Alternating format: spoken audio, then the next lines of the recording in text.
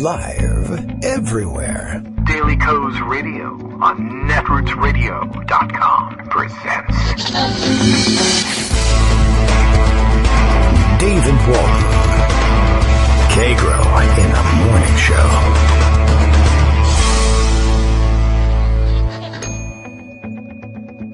Now, here's David Waldman. Hello, everybody. How are you today? It's a difficult day to start with the usual good morning. It's morning. We are all aware of that. Even Bill in Portland, Maine couldn't really come up with anything, and quite wisely just simply starts off with the Daily Coast Radio is live now. Over to you, Kagro X. That's me, David Waldman. My responsibility. Terrific. My responsibility to pick up the ball and give you an entertaining morning news program the morning after Dallas. So, is anybody not up to date? I'm not. Not really. I mean, I kind of have an idea of what happened, and we're getting the details now. Does anybody really know what happened? We're in another one of those situations, by the way, where it's beginning to come into doubt that the accusations that there was more than one shooter are becoming unclear. We seem to do this every time, by the way. Oh, this could never have been done. Of course there was more than one shooter. This could never have been done with just one. But the weapons we sell to people in your corner gun shop do make it possible to do these things all by your lonesome. We'll find out, I guess, eventually. Maybe. I mean, I don't even know whether I don't even know what information to trust at this point. It is unclear how the suspect died. It's unclear how apparently he was killed by an explosive device. Do I need to even back up and tell everybody what was going on? Are you new to the news? I mean, I think everybody got it, right? Black Lives Matter protests all over the country yesterday as a result of two back-to-back insane, inexplicable, to the extent that there's a normal, actual, rational explanation, police shooting. Of course, they'll come up with one. That leads us to a different problem that I'm sure we'll have to discuss today. Protests all over the country, peaceful protests everywhere, peaceful protest in Dallas. And then somebody got it in their head that they ought to punctuate the demonstration by shooting police, and a lot of them. So I believe we are now up to 5 police officers dead, 1 civilian dead, I believe, bystander, and another 6 police wounded in all this. I can't even keep track at this point. And now a police press conference just minutes ago in Dallas that, holy cow. I mean, it seems they've got one suspect, one shooter who is dead. And I guess at first it might have been reported that that he shot himself, as many of these things do end that way. That's not inconsistent with the scenario. But then police said he was in fact killed by an explosive device. And of course this shooter, it had been rumored all night that he had said he had planted explosive devices around the city. None have yet been found, and so maybe it was speculation that he was killed by one of his own devices, but now the police say they actually delivered a device of their own via a robot, like a bomb robot, that one of the robots they used to disarm a bomb actually sent a bomb. Interesting. A ground drone, essentially, is what that is. I guess it shouldn't be that surprising that such a thing would happen. It's actually quite sensible, I guess, if you really believe you've got your man cornered, and do you risk going in even with a SWAT team and body armor, et cetera, et cetera? No telling what you... still waiting for clarification on whether or not that was his own device or something that the police sent in. We'll have to gather up what news there is and share it. I guess the word out of the police, this is tough. The word out of the police press conference is that the suspect was not, they're not willing to say he's affiliated with Black Lives Matter. And certainly Black Lives Matter is never going to say he's affiliated with them. He's not. It doesn't make any sense to pretend that was the case.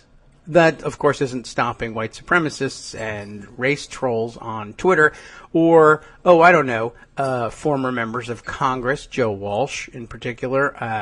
Is it the New York Daily News that's out with this headline declaring it to be, it's the Post, New York Post, out declaring it civil war. It's difficult to keep them straight in your head. Sometimes civil war, it calls out with this headline. So, by the way, our problems don't stop with Donald Trump. It kind of goes all the way through. It's not Donald Trump, not that much of a departure from your ordinary conservative frame of mind. If you really think about it, you want to defeat Donald Trump, fine, deal with this. New York Post says this is civil war. Drudge runs with it. Apparently the Drudge takeaway from the press conference was the line that's dropped by the police that says, well, the shooter said he was upset with white people, upset with police officers, and wanted to kill white police officers. So now all the race trolls on Twitter and, like I said, the ranks of former members of Congress, leading noise makers, I guess, in quote-unquote journalism. You can't just decapitate this by getting rid of Donald Trump. And it's not even all that clear how much Trump himself contributes to all this. But we find ourselves in a situation. And last night, by the way, one of the images circulating very quickly in all of this was a picture of a person described as a suspect and then later as a person of interest, who was a black man carrying, I guess, a long rifle over his shoulder. And because these were sniper shootings, I guess they figured that must be him. But in Texas, everybody's got them, and you're allowed to carry them around with you wherever you go because genius law was passed by the gun enthusiasts. So we'll see. Meanwhile, Rebecca Romans updates me with this piece from Raw Story.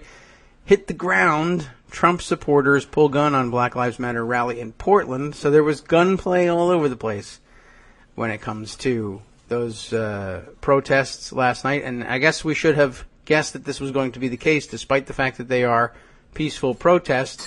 It doesn't matter. Remember, we learned yesterday about the extent to which the ranks of Trump supporters are so very, very afraid of anything urban, anything dark-skinned, sends them into a tizzy. They're afraid to walk down the street, they say, in Washington, D.C. or Baltimore on a weekend.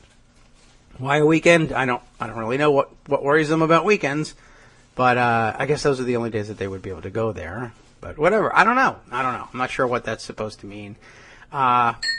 Meanwhile, other news, Lockdown Nation news. I see this one here, reported by Catherine Scott, a CQ Now reporter. Catherine B. Scott, if you're following along, with a K, by the way. And she reports that meaning she and her fellow reporters, currently locked in the House chamber. Overheard a Capitol Police officer say a woman entered Rayburn with a gun. No idea why or who, or whether it's just one of those things, like people are constantly entering airport security areas with guns, despite the fact that everybody knows you're not supposed to. Same thing with Rayburn, and we occasionally get visitors, occasionally staffers, occasionally, I guess, probably members of Congress with their own guns entering the buildings. May or may not have anything to do with anything, but it's just a startling way to start this particular day. Latest Oh no. So this is another 29-minute old tweet. I was going to say, latest news here. Matthew Miller reporting the Dallas police rolled a bomb on a robot to take out the suspect. Gets a wow from Miller, but it's 29 minutes old, so who knows whether it's been countermanded by this point. Anyway, let's see. I mentioned Joe Walsh. The reason I mentioned him was, of course, he has one deleted tweet and one still active tweet, basically just coming right out and blaming all of this on the shooter himself, Barack Obama. That is how he's nuts, as you know. Let's see. The one that remained was 10 cops shot. You did this, Obama. You did this, liberals. You did this, BLM. Time to defend our cops. Wake up. The deleted tweet. Let me get my Pocket open. Boy, was I stuffing Pocket this morning to try and catch up on these things. Let's see. Do I even have the original one? Yes, somewhere. Here we are. Joe Walsh decided to delete this one, Matthew Rosenberg points out, and as a result, we should all retweet it. He says, the one he deleted was 3 Dallas cops killed, 7 wounded. The numbers flipped a little bit later on. This is now war. Watch out, Obama, because he did it. Watch out, Black Lives Matter punks. Real America is coming after you. And it got 355 retweets and 315 likes before being deleted. The retweet of it from Matt Rosenberg, and I'm sure others are out there too, on the other hand, 23,148 retweets. So it's all on Joe Walsh from this time forward, as far as I can see. Imagine just being that comfortable saying Obama did this. This is on you. Watch out, Obama. We're all coming after you. It is amazing. I mean, we've all come to the line and pulled back, I'm sure, but Joe Walsh pulls back from nothing, and I guess, oh, well, he's not in Congress anymore, so it's okay. He can go ahead and... This guy made it all the way to Congress. Feed your kids, dude. That's all I can say. I mean, I know people have said, oh, he's been cleared of that the whole child support thing was overblown or wasn't exactly as presented. So what? He just said President Obama killed cops in Dallas. So fine. Feed your kids, man. That's what should be on your mind, not this. He's busy inciting a race war, a long hoped for, he says, I'm sure, race war, while his kids starve. So that'll give you some idea of where his head is at. All right. I mean, I guess we just have to keep an ear to the ground and see whether there's any clarification about what's going on. But right now, at this point, it's the usual confusion about who did it, how many were there, how did this person die, what was the motivation. It really is kind of amazing. By the way, speaking of who did it, the who did it question, here's another one. Last night, that person of interest who got tweeted around was a black guy with a rifle, and guess what? They got him, and guess what? He didn't have anything to do with it. So they released him, which thank God he was able to be released and not just, we buried him, but boy, we're really sorry about that one. But yeah, they were awfully quick, as others on Twitter have observed, awfully quick to drop his photo into social media and say, we're looking for this guy, and now he didn't do it. And now they say the guy who did do it, or at least one of the guys who did do it, he's dead, but I guess he's inert. Anyway, he's dead. They found him. Presumably, we will know something about who he is, or at least what he looks like, but that we don't have. Now we have to wait for facts. But last night, a black man legally carrying his assault rifle, as they recommended you do there in Texas, but not if you're black, was circulated as a suspect. Everybody look out. He's dangerous. Because what? Because assault rifle? No, that can't possibly be it. They got assault rifles in Chipotle and Walmart and Target. Just look around. I will say this. In the middle of all this, hey, let's just inflame things. I can tell you about a group of people in Texas who love carrying assault rifles around with them wherever they go and really don't like the cops in Texas.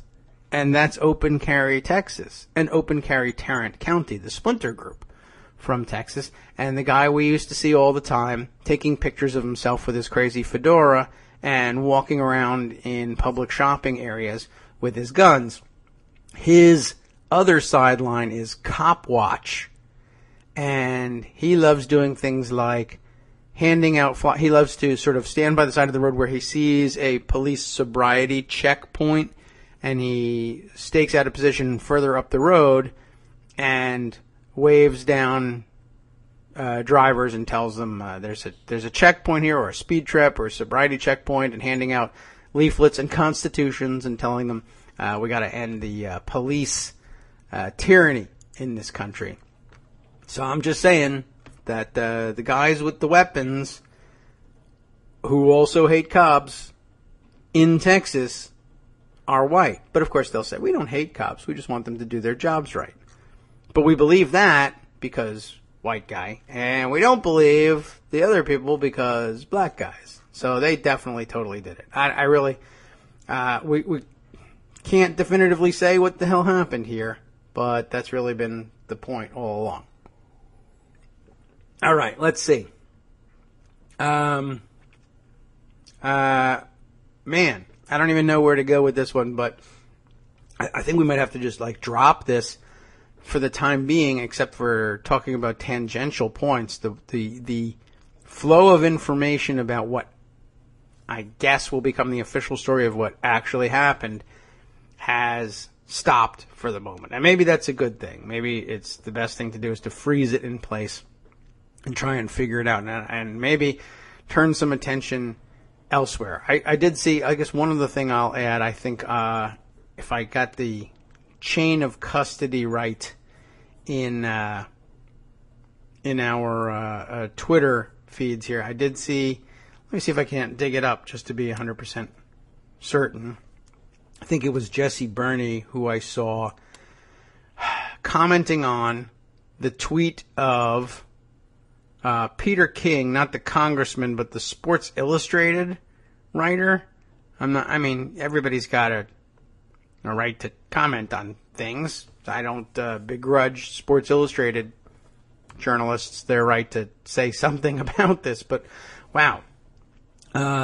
He just comments, of course, how stupid is this tweet? In Dallas and all over the country, there were huge crowds of peaceful demonstrators. About what is he commenting? It's the Peter King tweet. Where is Martin Luther King when you need him? Of course, the answer is he is dead. He was killed by a sniper. Fellow. But yeah, that's it. What an interesting thing. Well, where's Martin Luther King when we need him? We need peaceful, nonviolent protest. Well, we had that. And then somebody went bonkers and got violent. We had that all along, though. Even when Martin Luther King was alive and leading the civil rights movement, are we supposed to think that was an easy thing to do? That doesn't make any particular sense in terms of historical context for why Martin Luther King was interesting in the first place. The point of it was that the inclination would be to resort to violence. So the big accomplishment was that he was able to get most people not to resort to violence. But of course, Martin Luther King, even in his own time, was very much needed because people did, despite the obvious logic that he preached, from time to time, resort to violence. And so, what can I tell you? It's pretty amazing. I don't know how that point is missed, but it is. Anyway, let's see. Further word on our lockdown nation situation. Lots of reporters now picking it up. Rebecca sends me this one from Jonathan Easley, a Hill reporter, who says, per Representative Dennis Ross, Capitol on lockdown because a staffer tried to enter with a gun. And that is pretty interesting. And I'd love to know whether that was just routine. I have a gun and I forgot to take it out today, or whether it's in response to the happenings in Dallas. Like, is this something that he said, today I'm going to take it because protection, because I'm worried, because I believe Joe Walsh, or what? I guess we'll have to wait and find out. Wow. But another big day for the Lockdown Nation hashtag, I guess. Goodness. Anyway, I don't even know exactly how you segue from out of this, but perhaps we'll have to limp along and move from here. All right, well, at least we know. I had a feeling it was not going to turn into, like, oh my God, it's an attack situation going on there. But, at least we have an answer. So, that's a good question. I kind of want to ask that question on Twitter and see if there are any answers for this. Is this routine forgetfulness or fear motivated by, let's say, Walsh Freedom? Let's blame it on him.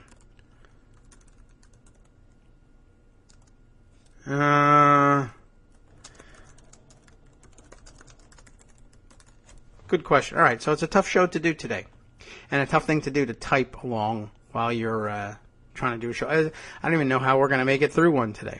Anyway, let's try and shift gears another, just to see if we can find a beat for today's show. Man, another big issue this morning. Donald Trump is an awful person and continues to be an awful person. And I have an awful lot of awful things about that awful guy.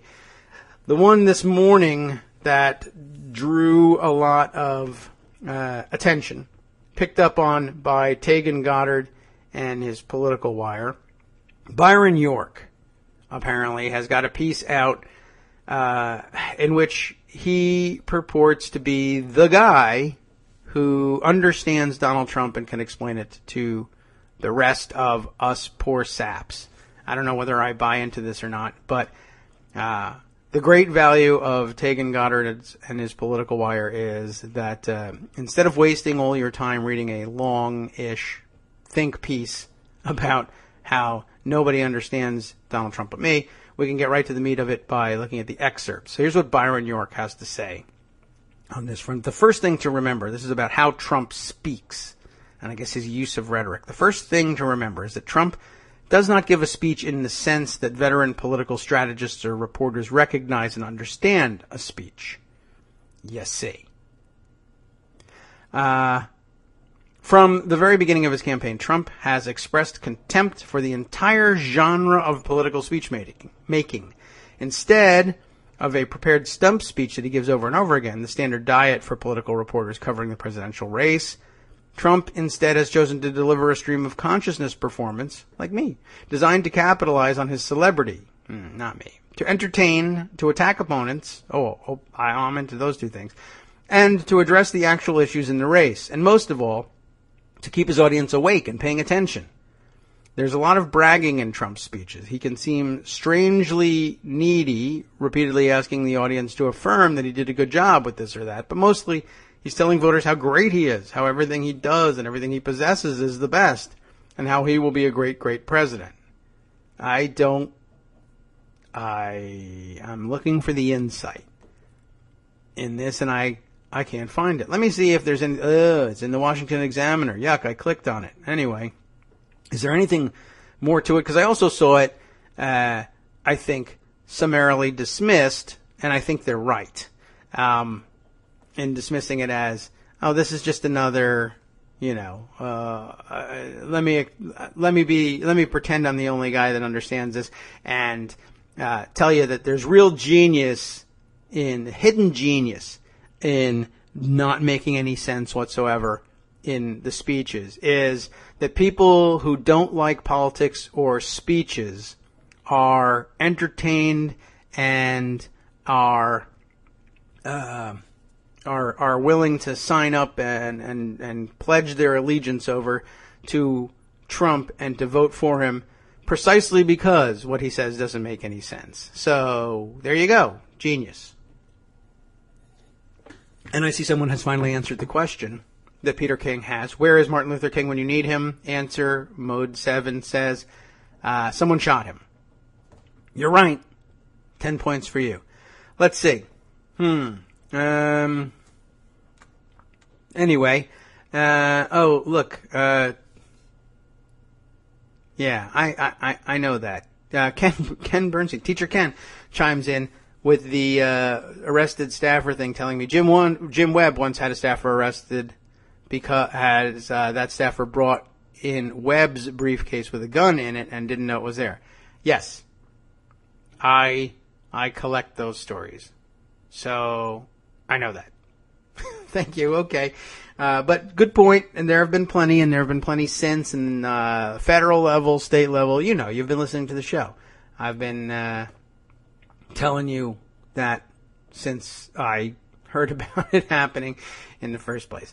All right, so Byron York. Let me see if there's anything else here to this, or whether it is rightly dismissed as just argle-bargle. I think what underlies this is the genius of Trump is that he doesn't make any sense to you, and people who like things that don't make any sense think it makes sense. So get with it, you out-of-touch idiots.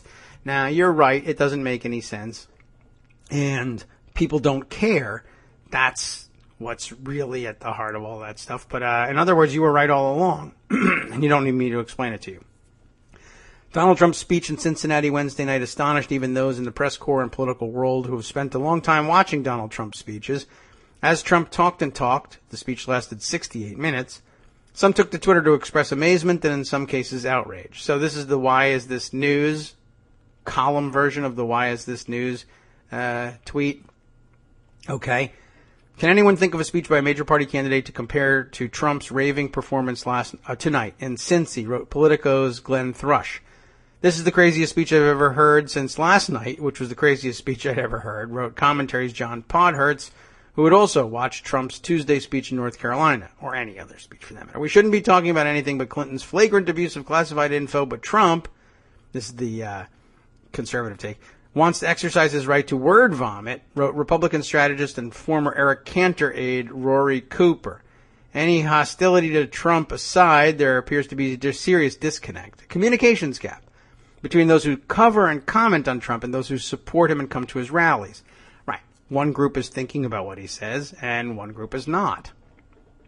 Trump is simply so far outside the conventions of political oratory that his style is sometimes hard for political professionals to grasp. It's not. It's just hard to believe. And Trump is, so he's so far outside the conventions of political oratory that is, yeah, he is. But that doesn't mean it makes any particular sense. I guess in the sense that Trump talks to people, Trump speaks to people for whom making sense is overrated. You know, if you listen to what they say and you say, but what you said doesn't make any sense, they've developed a standard response to that, which is, yeah, well, you're an egghead and an elitist anyway, and you don't understand the real America, and we're just beyond, your understanding. No, I understand you. You're dumb and you don't make any sense. You're incoherent. Well, and they're right in this part where they say, well, if there's more of us who appreciate just yelling at people, even if it doesn't make any sense, and we vote that way, and there's more of us than there are of you, then we're right. And I guess, in a sense, it doesn't make you correct logically. There's nothing you can do to make yourself correct logically, but you can push us around. You can take over the presidency and, I guess, Capitol Hill and just enforce your will on us. I guess there's always that. All right. Well, anyway, I guess we'll continue with this just to find some text to grab onto here and find our way through the show. Jeez, this is bothering me. The first thing to remember is that Trump doesn't give a speech in the sense that veteran political strategists or reporters recognize and understand as a speech. You heard this part before, right? Trump has, from the beginning, expressed contempt for the entire genre of political speech-making. Speaking at a giant rally in Dallas last September, Trump started off by noting he wasn't using a teleprompter. That would be so much easier, he said. It is. We read a speech for 45 minutes. Everybody falls asleep, listening to the same old stuff, the same old lies. So much easier. On many other occasions, at rallies, debates, and other appearances, Trump has expressed the fear of boring his audience or putting everyone to sleep. He is determined not to do that. Instead of a prepared stump speech, Trump has chosen to deliver the stream of consciousness performance. Trump wanders all over the lot, as will happen with a stream of consciousness performance, of course. In any given speech, he will talk about his businesses, his golf courses, his friends, his TV ratings, his children, all the Republicans he has defeated in primaries, the club championships he has won, and much, much more. It's like a radio show. Trump used to talk incessantly about polls when he was leading the GOP race. Now, not so much. He will talk about anything that comes to mind. This goes on for 10, 20, 30, 45 minutes, and often more than an hour. There's a lot of bragging in Trump's speeches. We all know about that. It's all part of the show. As Rush Limbaugh, who probably understands Trump as well as anybody, has pointed out, in what Limbaugh called a Trump shtick explainer, Trump knows he's putting everybody on, and the trick is that he knows his audience knows.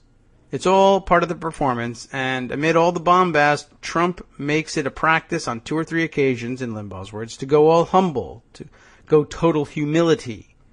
He tells people he's honored to be in their presence, even as he dwells at great length on his own wonderfulness. People aren't offended by the bragging because they sense it's part of the act, and they appreciate the occasional touch of humility.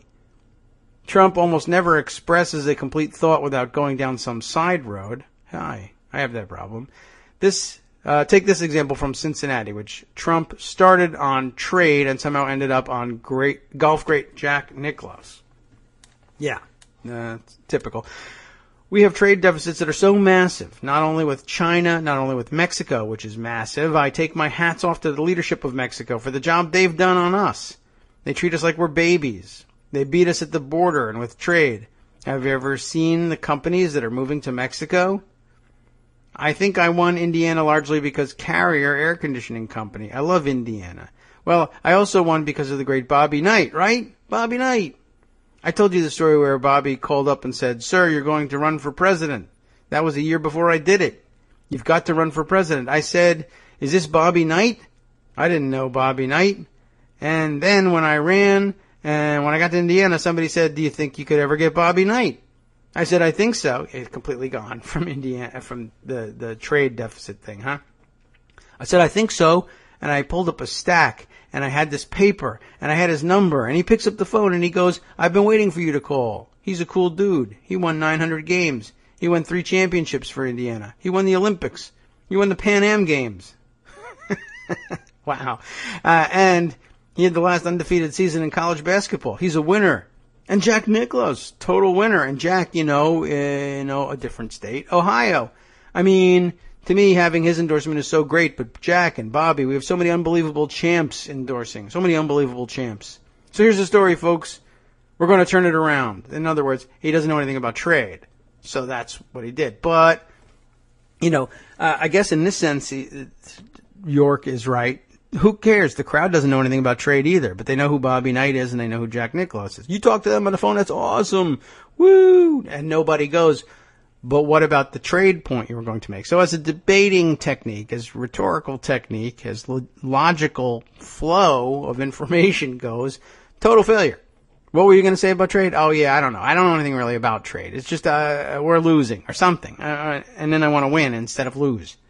That's your brilliant point? Yeah. Well, if you tried to explain your point and make your point, 1, he can't do it because he doesn't know what his point is. 2, he hasn't got the tools to do it. 3, if he did have the tools to do it, his audience would fall asleep. So instead, talk about sports.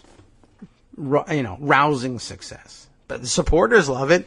And, optics being what they are, can reporters come away from the experience saying, Well, the crowd was into it, but who cares, because they're going to get to the voting booth and say, yeah, but there was such a lack of substance there. It was a great conversation, but it wasn't much of a campaign. No, of course not. They're not going to differentiate. So is that genius, or is that he shares the idiocy of the crowd and the short attention span of the crowd? Or if it's an act, and he really is a genius, but he successfully dumbs himself down to the level where he seems as dumb as the audience, is that worth something? Maybe an Oscar, but not the presidency. Trump devotes an enormous amount of time in each speech to bashing the media. That's always a good winning point. They're liars, dishonest, the worst sort of people. In Cincinnati, he spent about 4.5 minutes defending himself on his infamous Star of David tweet, but the defense was almost entirely an attack on the journalists who were making a big deal of it. Again, substanceless in terms of defense, but let's just talk about what jerks reporters are, and that's easy, and everybody can make themselves happy with that one. Trump also spent a lot of time in Cincinnati retelling the story of his recent trip to Turnberry, his golf course in Scotland. And by the way, I think this is all good news for Trump, just to tie things together in a way that's absolutely, positively necessary. The Dallas news, I'm sure he thinks, is good news for Donald Trump Enterprises, the Trump organization, because now all the people who were planning on going to Dallas for vacation will instead say, well, the pound is down thanks to Brexit, and I heard there's a brand new golf course in Scotland that was supposed to do well because of the exchange rate. Let's all go play golf in Turnberry and not spend our time in Dallas. So it's all good news. He's happy to hear it, I'm sure. So in Cincinnati, he retold the story of the Turnberry visit and all the media flack he took for it. He went on and on complaining about his treatment, arguing that he only took the trip to show support for his son Eric, who had restored the famous golf resort. Oh, so it was Eric to do it. But and Eric, was he there? I don't know. I didn't even see. By the way, that's good support for your son. I'm just supporting my son. Everybody remembers that it was an Eric Trump undertaking, the Turnberry golf course and the trip there. Thanks, Dad. Thanks for supporting me by totally stomping on me. Anyway, why does Trump think the audience wants to hear that stuff? They don't. They just would rather hear sports than politics. But Byron says, in part, he's playing to the crowd's antipathy to the media, which is strong, but he's also playing to the public's appetite for celebrity gossip. There's that. When Trump talks about his plane and his golf courses and oceanfront estate, there's a good chance the audience is interested for the same reason that it reads stories like Matt Lauer buys Richard Gere's $36 million Hamptons compound, to cite a recent headline from the New York Post. A lot of people like to hear about celebrities and their high-flying lifestyles. Yes, it's a lifestyles of the rich and famous story. Occasionally, Trump's detours get him into trouble. Near the end of May, at the San Diego speech, Trump went off on a 10-minute rant about the Trump University lawsuit. He discussed the plaintiffs by name. He offered his assessment of various law firms. He analyzed the questions of summary judgment. And in the course of all that, he said, why didn't the audience fall asleep there? So what happens is the judge, who happens to be, we believe, Mexican, and with that, Trump was off to the races on another controversy that consumed his campaign for many days. Still, amid it all, Trump manages to cover some of the bases of a conventional political speech. In Cincinnati, he devoted the first part of the speech to attacking Hillary Clinton in light of the Obama Justice Department's decision not to charge her in the email affair. I just heard the news because it just happened, with the Attorney General of the United States saying, no problem, no problem. What a genius, this guy. You know, I wrote out a couple of things about Hillary. Crooked Hillary, crooked, so crooked. Man, crooked, so crooked. Totally crooked. I mean, a huge crooked, tremendously crooked. She made so many false statements. Trump proceeded to go through Clinton's lies about why she had a secret email system, about the tens of thousands of emails she erased, about all the emails she turned over to the State Department, about her handling of classified material, about her security of her private server. Rigged system, folks, Trump concluded. The logic is so strong. The Hillary section was the longest single part of Trump's speech, not counting the several times he returned to her later, and yet, even with that juicy material, Trump, the showman, was still worried about putting the audience to sleep. There are many, he said, of the particulars against Hillary Clinton. I just don't want to bore you with too many of these things. Describing the interview on Meet the Press, Trump describing an interview on Meet the Press. Trump suggested the audience doesn't want to be overloaded with any one thing. Meet the Press wanted me to talk about Hillary for hours, Trump explained. No, Meet the Press is only 1 hour. Hours. 15 minutes. She's crooked Hillary. That's all you need to know. She's crooked as hell. 15 seconds is all you need if it's that. Trump interspersed issues throughout the Cincinnati speech. As always, he never discussed specifics of how he would handle any given issue, choosing instead to talk in terms of goals. When he said, for example, that he would keep the air conditioner company Carrier from moving its operations to Mexico, or at least make Carrier pay a heavy price for leaving, he was doing what Limbaugh described when he said, this is the way Trump telegraphs his preferences and his support for people. Anyone looking for details will be frustrated. That is true. All the while, Trump told the audience he wants to talk more about issues, but the press is too focused on extraneous controversies to focus on what he discusses. Describing his speech the night before, Trump said, we talked about terrorism, we talked about trade, we talked about terminating Obamacare and replacing it with something great, which we're going to do, too. We talked about getting rid of Common Core and bringing our education locally. Yep. And taking it away from Washington. We talked about borders. We talked about building a wall, right? We talked about our depleted military, right? So what do the voters get from Trump's act? That depends on whether they are inside the room or out. Trump still draws big crowds, bigger than any of his Republican rivals, and now bigger than Hillary Clinton. In Cincinnati, 7,000 reportedly. Trump is competitive in the key swing state of Ohio, trailing Clinton by 2.5 points in the Real Clear Politics average. Almost precisely the margin, by the way, 2.6 points, by which Mitt Romney trailed Barack Obama at the same time in 2012. But of course, while drawing 7,000 on a Wednesday night in Cincinnati is good, it's nothing compared to the 62 million Americans Trump will need to vote for him if he is to win the White House. It's considerably more. In the room, Trump has devoted followers who hang on every word, while others have come mostly to see what all the fuss is about. Of the latter group, it's not at all unusual to see people head for the exits when Trump hits the 30 or 40 minute mark. Ask them why they're leaving, and they usually say they have to be at work in the morning.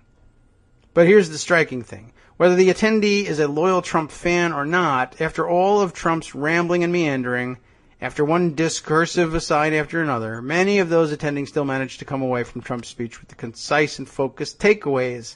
Asked what Trump is going to do, they'll say he's going to build a wall, he's going to bring jobs back, and he's going to knock the hell out of ISIS. Somehow, in long and winding performance, Trump got his message across. Those were the only things that he said that they understood. And they could differentiate. I mean, they understood Bobby Knight, Jack Nicklaus, but they could differentiate, as dumb as they may be, between, well, that I know isn't political substance. He's not going to do anything about that. He just likes sports. What's he going to do? Build a wall, knock the hell out of ISIS. But you don't have to have been in the room to come away with that. In fact, I bet you anything that even if he somehow forgets to say one of those things, they say that he did. He communicates in a way far different from what the political world is used to, but he communicates. The far bigger question is those 62 million voters. What do they hear? Mostly they hear what journalists want them to hear, if they're even listening to that. And in Cincinnati, the media message was that Trump had given a speech about the Star of David tweet. Well, how can we ever say his speeches are about anything in particular? Any one of his throwaway lines could be about what the speech was about. The New York Times' headline was, in a defiant, angry speech, Donald Trump defends image seen as anti-Semitic. The paper reported that the bulk of Mr. Trump's energy was spent on the Twitter post. That may be true. There's low energy elsewhere. It might be hard for other observers to come away from the hour-plus performance convinced that the bulk of it was the 4.5 minutes spent on the tweet, but that is what the Times said. Of course, people come away with the impression that he said, we're going to build a wall and we're going to knock the hell out of ISIS, and he spent 30 seconds on that. So why their impression is so much better, I have no idea. The Washington Post's headline, because he hates the Post, was, Trump says campaign shouldn't have deleted image circulated by white supremacists. Given reporting like that, and of course the actual speech, multiplied many times by other news outlets, it's clear Trump faces an enormous, perhaps insurmountable obstacle in getting his message out. He clearly believes, this is where I begin to disagree with things, I guess. He clearly believes he is a great communicator, and he is in fact a very good one.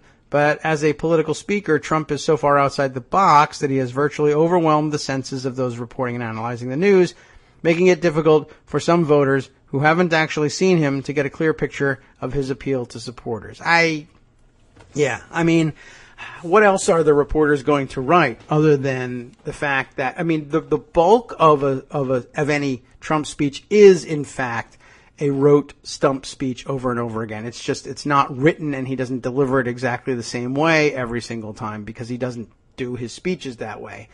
But what else is news in a speech? Oh, look at this auto-playing video from the Examiner. Who would have guessed? In a speech that basically hits on all of the same points in the same stupid and substanceless way, what's the news except what's different, which is usually what the tangents are. And how many of his concepts, if you can call it that, can you fit in a headline anyway? So I don't know if I blame the press the way Byron does in that one, but guess what? Gee whiz, what a surprise. Me and Byron York don't see eye to eye in how the press is covering Donald Trump. All right. Let's see. Parlio quite correctly observes in all of this, Brexit is only the latest example of primal nonsense beating logic in an election.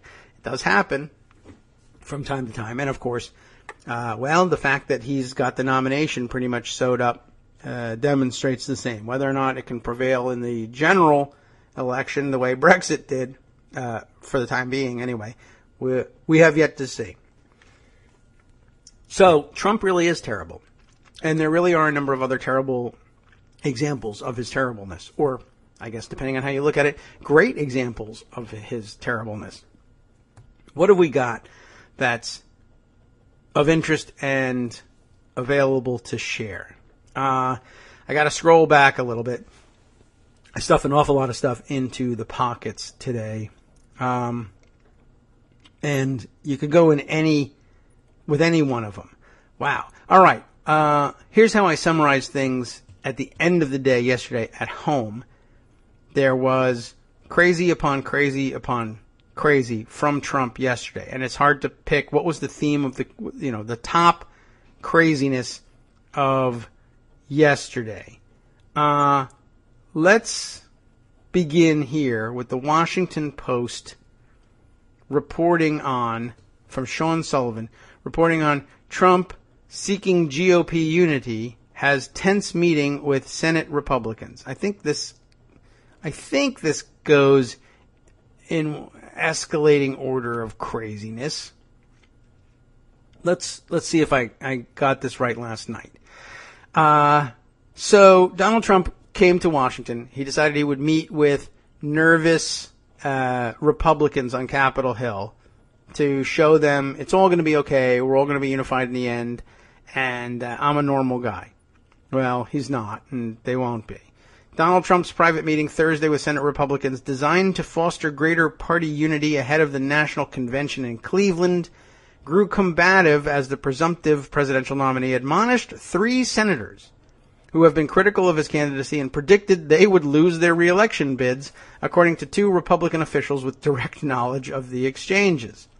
Trump's most tense exchange, and the one that got the most attention at the time, was with Senator Jeff Flake, Republican of Arizona, who had been vocal in his concerns about the business mogul's candidacy, especially his rhetoric and policies on immigration that the senator argues alienate many Latino voters and others in Arizona, where he has to stand for election. Eventually, anyway. When Flake stood up and introduced himself, Trump told him, "You've been very critical of me." Yeah.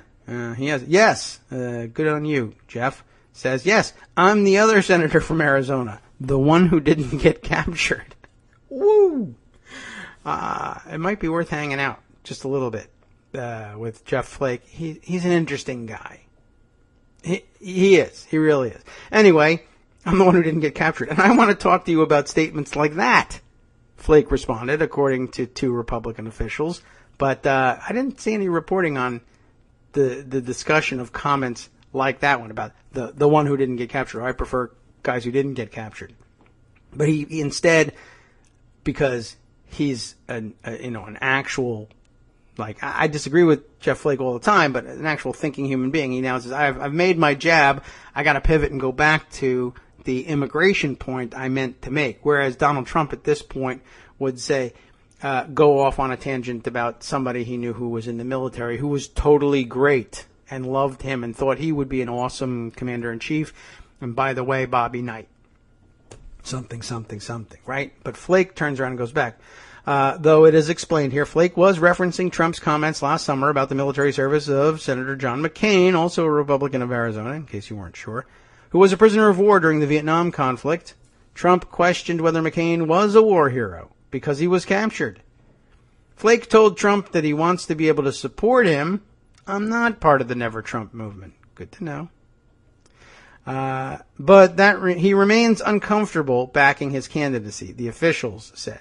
Trump said, that's interesting too, the officials said, remember we're talking about officials with direct knowledge of the exchanges. Just as an aside, as a journalism point, are they officials?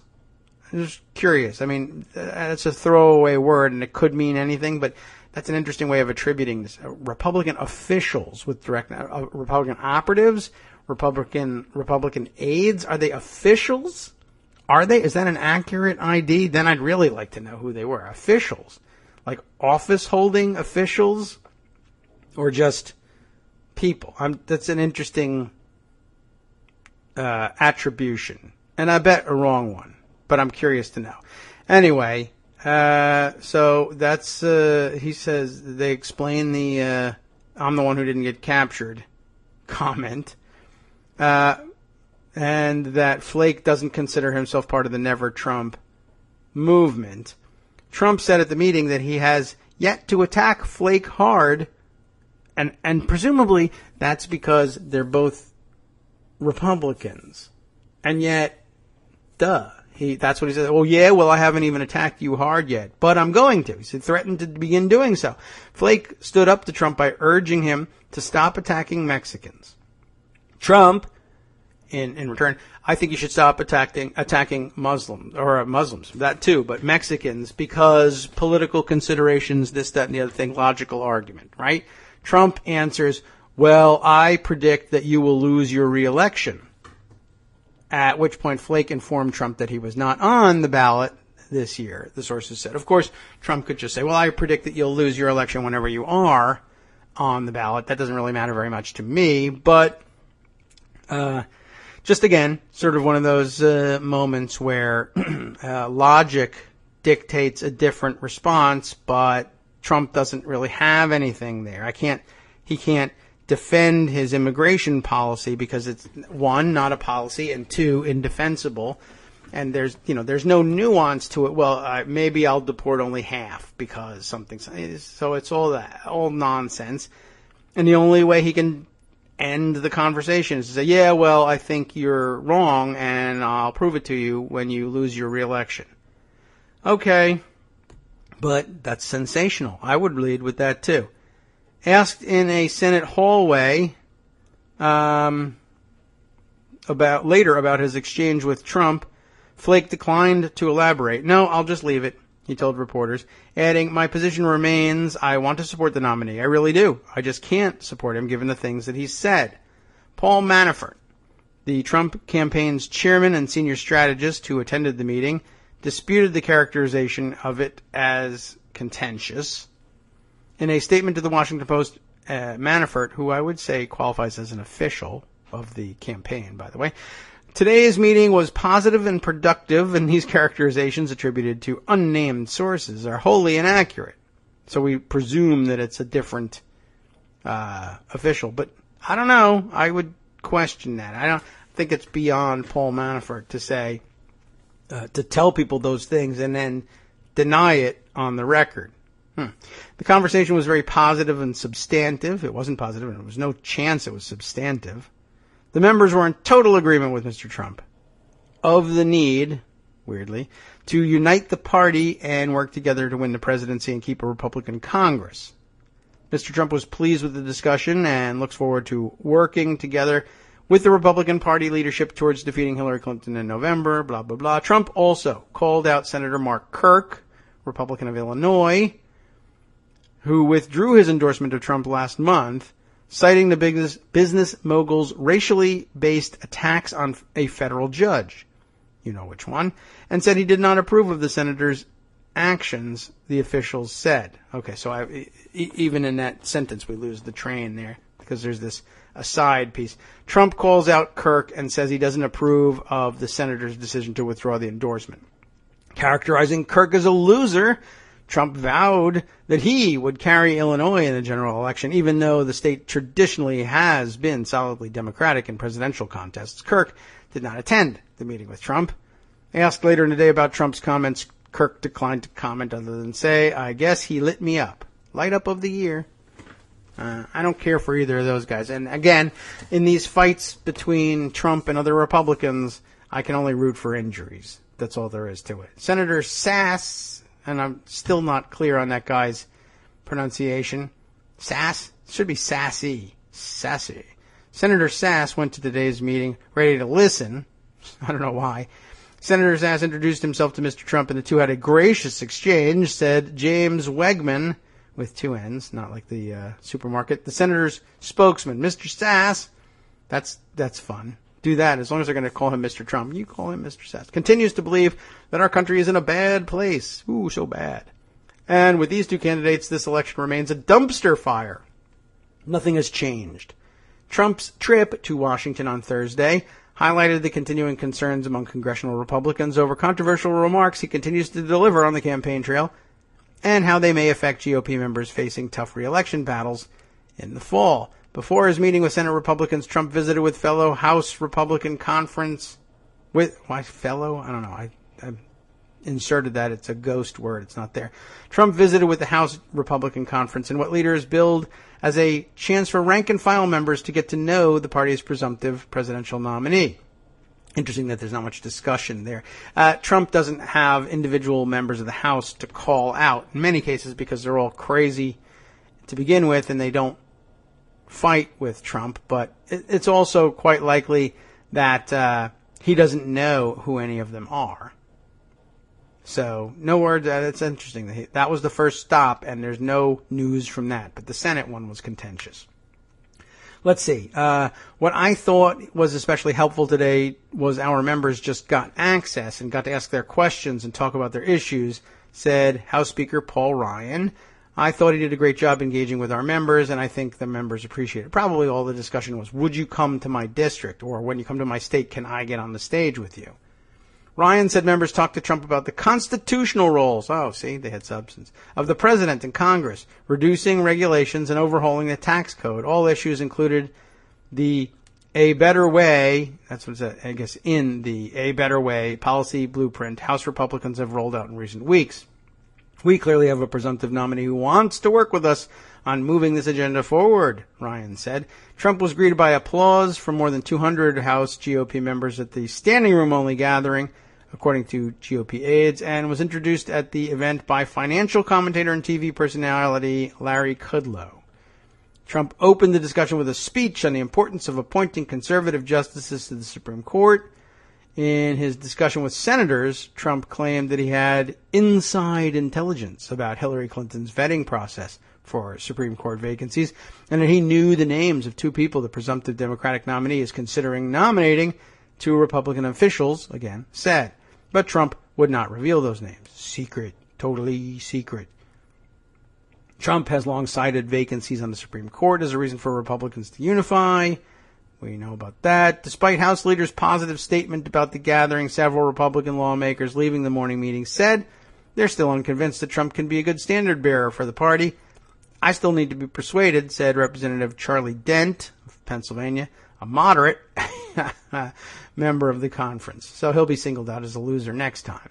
Several lawmakers said questions were raised about derogatory comments Trump has made about minorities and women, as well as his inability to stay on message. Could you text me some of those derogatory comments? I want to use them. Trump dismissed the issue, bah humbug, and insisted he has great support from Hispanics, Dent said. Again, garbage, right? To the extent that anybody inside the House Republican conference actually has a substantive question, I I don't have those problems. I'm doing great with those guys. Well, but I understood you. For instance, the polling says you're behind by 60, 70, 80 points among these groups. You're a loser. I hate you. I predict you're going to lose your next election. Basically, by the time Cincinnati rolls around, Trump's big speech is going to be a long list of particulars about why each individual delegate to the convention is a loser and disgusting. It's really going to be a hell of a stem winder, that one. All right, well, let's see. Mark Sanford, oh my God, of all people, Mark Sanford of South Carolina, left the Appalachian Trail to hear the listen in on the meeting. He left the meeting worried about Trump's grasp on the basics of the Constitution. Oh, God. Yeah, this was the one. I almost left this out. This was the other big gossip point of the day yesterday. At a lunch with reporters afterward, he, Sanford, recalled that the candidate did not seem to know what he was promising to defend. Of course, neither did they, but at least they have the terminology down. He doesn't even go, I don't even bother to study that, the garbage lingo that goes along with saying you're a constitutional, strict constructionist. Oh, look at this. I got to put this one aside for reading later on. Okay, back to the article. I wasn't particularly impressed, Sanford said. It was the normal stream of consciousness that's long on hyperbole and short on facts. Oh, my God, don't you understand anything? Listen to Byron York, for God's sake. What's wrong with you? Anyway, he says, at one point, somebody asked about Article 1 powers. What will you do to protect them? That's an interesting question, I guess, to ask of. It's a good one. I mean, Trump's whole shtick is, I will have unlimited power to do whatever I want. And I guess good on you, Congress, one, for realizing that you need to protect your own prerogatives and that is contained within Article 1. So what are you going to do to protect Article 1 powers? That though, is really your job as an Article 1 official. Your job is it's supposed to fall to you to protect Article 1 powers. What you're really asking is what limitations will you place on yourself and your Article 2 powers such that our Article 1 powers will not constantly be in need of defense from you. But okay, fair question. What will you do to protect them? I think his response was, I want to protect Article 1, Article 2, Article 12, going down the list. There is no, of course, Article 12. You know this, I know this. But basically, I mean, he was just saying, I'll protect any articles you got. In other words, it's basically the Sarah Palin moment. What magazines do you read? What articles will you protect? All of them, Katie. All the ones that are put in front of me over the years. He doesn't know how many articles there are in the Constitution. Many people don't, by the way. There are 7. Article 1, 2, and 3 are the ones we talk about all the time because they talk about the organization of the government. But there are other the little additional articles in there. We talk occasionally about Article 4 when we talk about minting the coin. And the rest of the stuff is stuff that's very rarely discussed. But there are 7, not 12. I think he was basically saying, I don't care what article it is, I'll defend it. But even that is garbage in itself. What will you do to defend Article 1 powers? I will defend them. In fact, I'll even defend other article powers. What do you got? I'll defend all of them. I love defending the Constitution and the articles. And it wasn't necessarily that he thought the article, I mean, if you have any familiarity with the Constitution whatsoever, you know not to say Article 12, but he doesn't have that. But again, he doesn't have to because his interest in the Constitution as an issue and constitutional law as an issue is I'll defend it. I'm going to do great things for the Constitution. I'll be so good at the Constitution your head will spin. That's it. And then we get this dumb takeaway story about Article 12, and I guess we're all supposed to, I don't know what we're supposed to think about this. I don't think there's any strategy in it. He didn't say Article 12 to distract us or to put us in the Byron York frame of mind. He just blurted it out because he doesn't know anything about, 1, how many articles there are, 2, what's in those articles. It doesn't matter. I'm going to defend it. How are you going to defend it? In a great way. In a great way. We'll figure it out. We're gonna look at defending a lot of things. That's it. That's it. That's the whole story. When he made the comment, where were we? Representative H. Morgan Griffith, who I've never heard of, even though he's from Virginia, who said he was uncomfortable with Trump's language. He gave him a pass on the Constitution flub. I do too. When he made the comment about the Constitution, I love this article and that article. I assumed he was talking about the amendments because he was off on the numbers.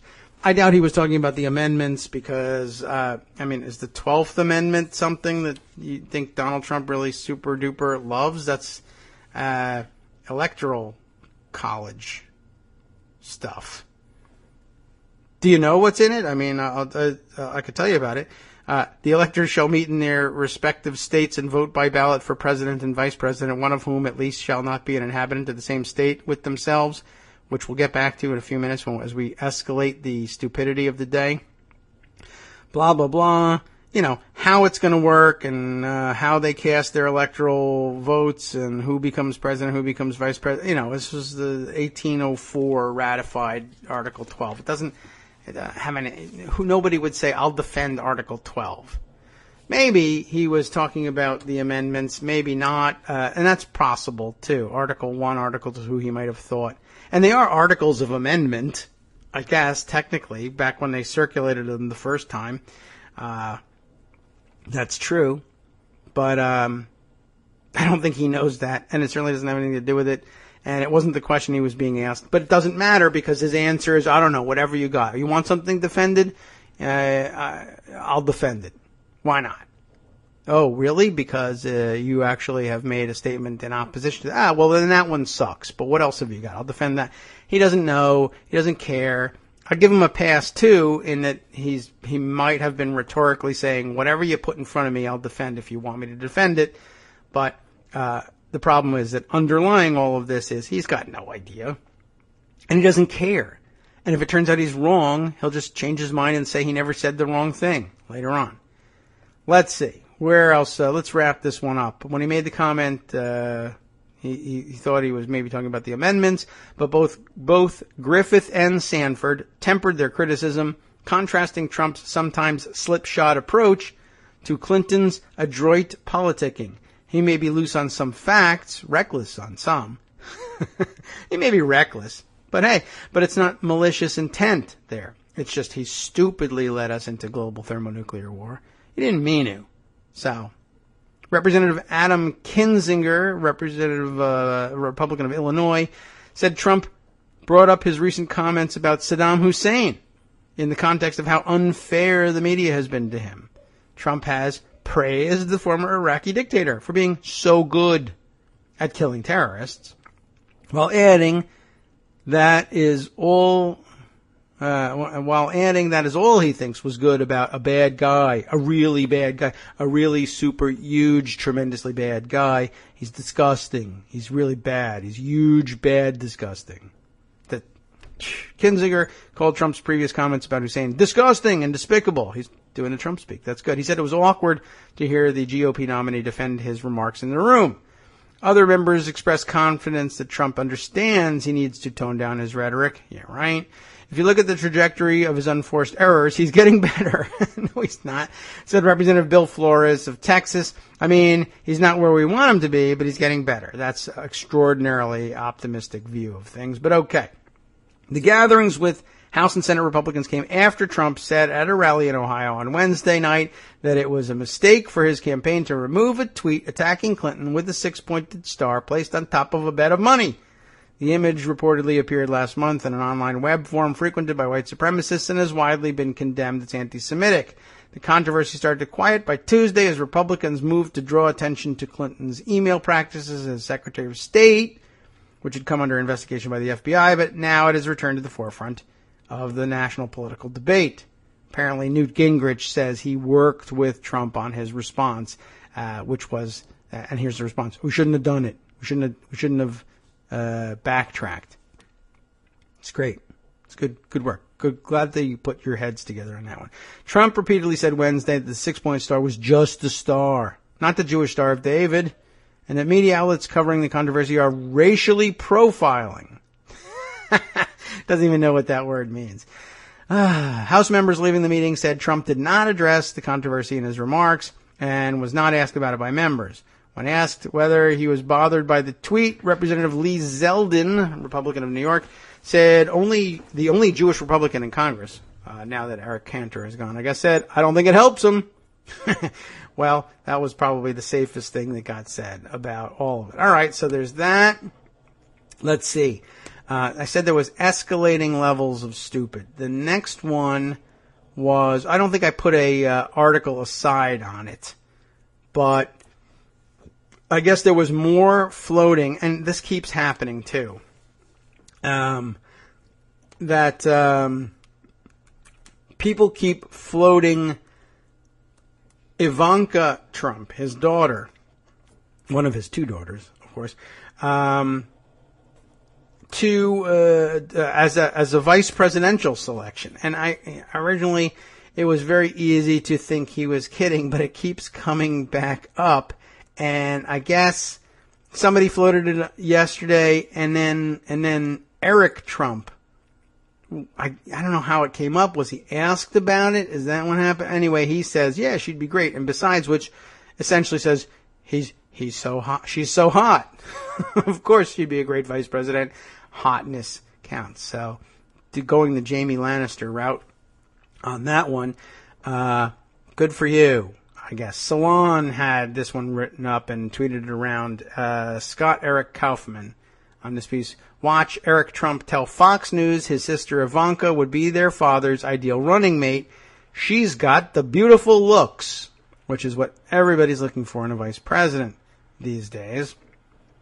There's just something about the way Trump men talk about Trump women that is utterly unsettling, says Kaufman, and I think you're right. On Fox and Friends Thursday, which could bring us to yet another trajectory, non-Trump trajectory of craziness in Republican ranks. Eric Trump agreed with Senator Bob Corker, who yesterday said that Ivanka Trump would be her father's ideal running mate. I think here Corker had his name floated for running mate, and he was trying to distance himself from that and say, no, I'm not going to do it. By the way, Newt Gingrich is out there saying, oh yeah, I'll take it if they give it to me. So not backing away from that. Corker says no, and he says so right away, the ultra-conservatives came out and said, well, Corker is a no-go for a vice president. We don't want anything to do with him. So that's that one seems to be out of the question. So Corker may have been just looking to put even more distance between him and any serious consideration of the VP question by throwing out the Ivanka thing, but she's come up before. And then Eric Trump says, yeah, sure. I told you we were going to come back to that when I mentioned the 12th Amendment. Remember, the 12th Amendment requires that president and vice president not be residents of the same state. I assume that Ivanka is a New York resident, as is Donald Trump. They always say so. I suppose they could establish residency anywhere. I mean, I guess if they really needed to do this, Donald and or Ivanka could claim residency anywhere. I guess Florida, or hell, overseas for that matter, in Mar-a-Lago, and try and see if that would fly. But remember, we learned not that long ago during the New York primary and all the controversy surrounding it with the registration rules, et cetera, that Ivanka and the other Trump kids didn't declare themselves Republicans in time to vote for their own dad for president during the primary there. I guess Donald did. I don't know. I don't even remember there being any coverage of him actually voting. So I suppose, I don't know, maybe he thinks he is a resident of Florida, but I think they both currently think they're residents of New York. Could they change that? Sure. I mean, Dick Cheney just set himself up as a resident of Wyoming in preparation for the run in 2000. So I guess none of those are insurmountable obstacles. Anyway, said we would return to it. That's the extent of it. Now moving back to the story of Ivanka as vice president. I wonder how that would go over, by the way, with his supporters. On the one hand, his really foolish, stupid, actual, completely dedicated supporters would be like, great, more Trump for the money, right? No, what could be better? And if he says that's who it should be, then that's who it should be. But for the rest of the country, particularly the rest of the country, who I guess who are Republicans and whose first line of attack on Hillary Clinton was, oh, we don't want this Clinton dynasty continuing to run our country. With that, I don't know. Why even throw out logic? That doesn't have any place in this discussion. So there we are. Let's see. Corker throws out Ivanka. I know it probably wouldn't pass muster, but I don't think I've met a more composed, brilliant, beautiful in every way person. Got to throw the beautiful in there. What do you think of that? Co-host Steve Ducey asks. That's the way chatter goes on Fox and Friends. If there's if there's a woman involved, particularly if she's blonde, you got to say she's beautiful. Again, I told you we'll get to another story on that one. That is the Gretchen Carlson lawsuit against Roger Ailes for sexual harassment. There was a fantastic video circulated yesterday of just all the times on Fox and Friends when everybody involved was going about the business of making at least sexist, if not clearly sexual, comments about Gretchen Carlson, which, to be honest, I don't particularly understand. But that's the thing to do. I mean, for the audience, I guess for the demographics, they're like, well, take I don't know how old Gretchen Carlson is, but an older blonde conservative woman and just say she's beautiful all the time. And the old men watching Fox think that's just great. Well, they know it's still... these days with political correctness, you just can't slap her on the ass all the time. But it's still okay to say she's beautiful, right? That's nice. Isn't that a compliment? You're beautiful. Love your dress. You're beautiful. Take it off. Oh, all right. Well, that's definitely not within bounds anymore. But that's just because of those liberals and their PC stuff. Anyway, what do you think of that? Asks Steve Ducey. I agree, says Eric Trump, with an enthusiasm bordering on uncouth. I'm sure that's a judgment call. She's got the beautiful looks. She's got them. He said, and as if that qualified her for the second highest office in the land. Of course, people thought that about Sarah Palin, so we're not totally on new territory here, but okay. She's smart. He says 3 times. She certainly got my vote. Smart. He added that she'd meet the minimum standards for the office because she's turning 35 in October. Hooray. Co-host Ainsley Earhart added that she's certainly got the business sense. Oh, we got to throw in the substance there. To which Trump replied, she's amazing. They discussed more serious contenders, with Trump saying that in addition to a few generals, the father is getting calls from all these people, the best people, who want to throw their hat in the ring. Watch the entire segment below on Fox News. I'll pass on watching the entire segment, but there you have it. Generals, the best people, my sister Ivanka, whatever. It's all the same. It's all of a piece. So, what could be dumber than going to Congress and insulting individual members as losers and haters and disgusting, and you're probably going to lose your election if they dare to criticize the Trump? What could be dumber than getting on television and saying, yeah, my sister ought to be his vice presidential running mate? Well, I guess there's only one more thing that I don't know if it's dumber. It's just like maybe on the more surprising scale.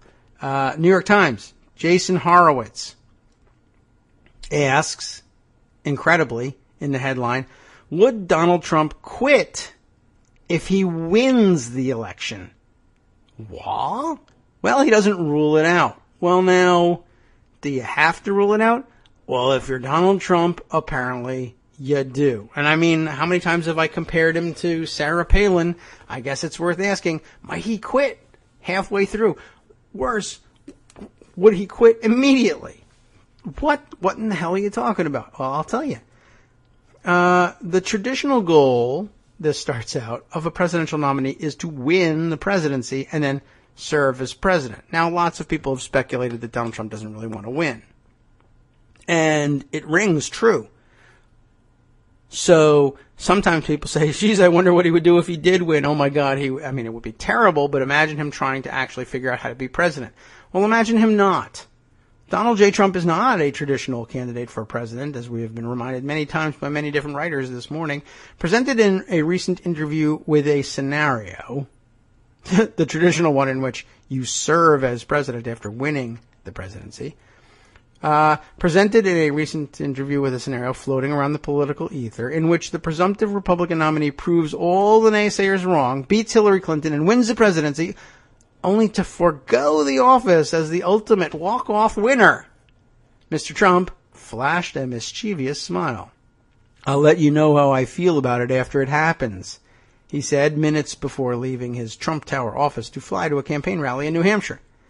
That's what he's now playing coy about. If elected, would you just say, I just wanted to show you I could win. I don't really want to be president. Screw you all. You're on your own. And I wonder, would that leave Ivanka in charge? Would Ivanka be the vice president if he does this before taking the oath of office? Does she? I don't know. I don't think anybody knows what really happens about that one. But how about that? That's a great one for for getting your campaign on track. I might not even be president. Even if I win, I might not be president. Then you'd all, I don't know what. I don't know. It is, of course, entirely possible that Mr. Trump is playing coy to earn more news coverage, but the notion of the intensely competitive Mr. Trump's being more interested in winning the presidency than serving as president is not exactly a foreign concept to close observers of this presidential race. Early in the contest, his rivals, Republican operatives, and many reporters questioned the seriousness of his candidacy, his knack for creating controversy out of thin air. This week's edition, the Star of David Twitter post, and his inclination towards self-destructive comments did not instill confidence in a political culture that values on-message discipline in its candidates. Those doubts dissipated after Mr. Trump vanquished his Republican opponents and locked up the nomination. I've actually done very well, Mr. Trump said. We beat 18 people, right? Was it 18?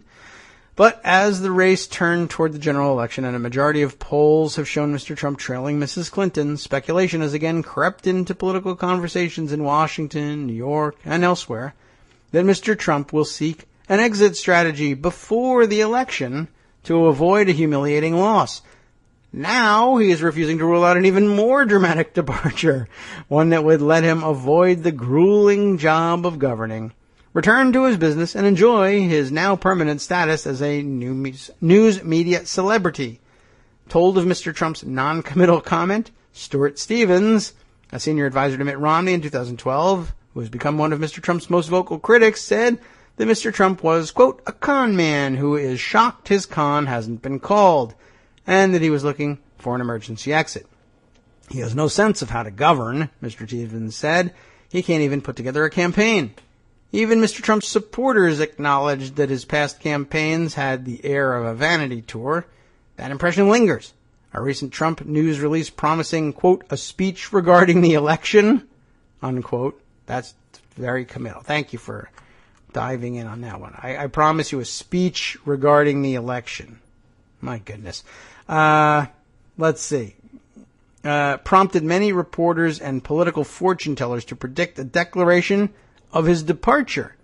But just the fact that a routine news release prompted paroxysms of conjecture throughout the political universe suggested that, as Mr. Trump might say, there's something going on. Mr. Trump's campaign and his supporters dismissed talk as the fantasizing of frightened liberals, yikes, or frustrated establishment figures.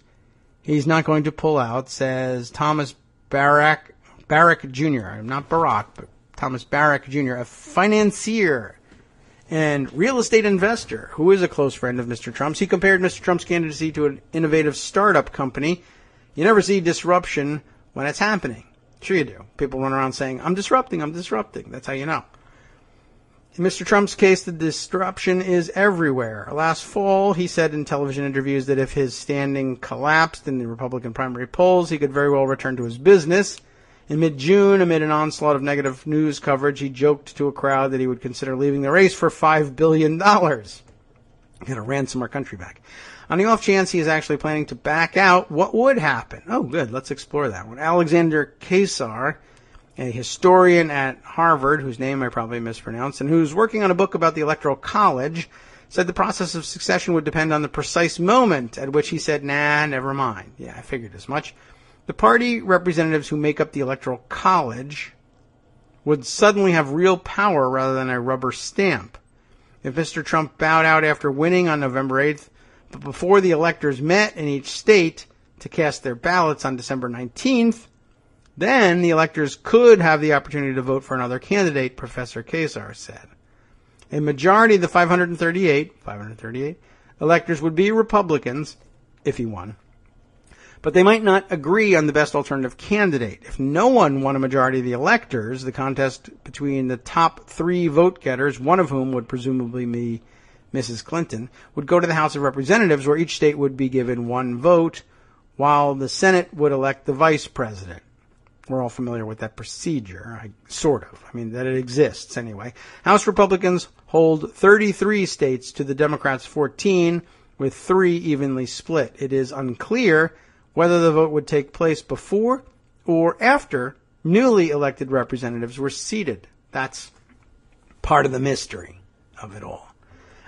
We certainly would have to leave it to the new Congress. Oh no, not if there was any chance that Hillary Clinton might win, or that Republicans would have any less than the 33 states that they count in their column now.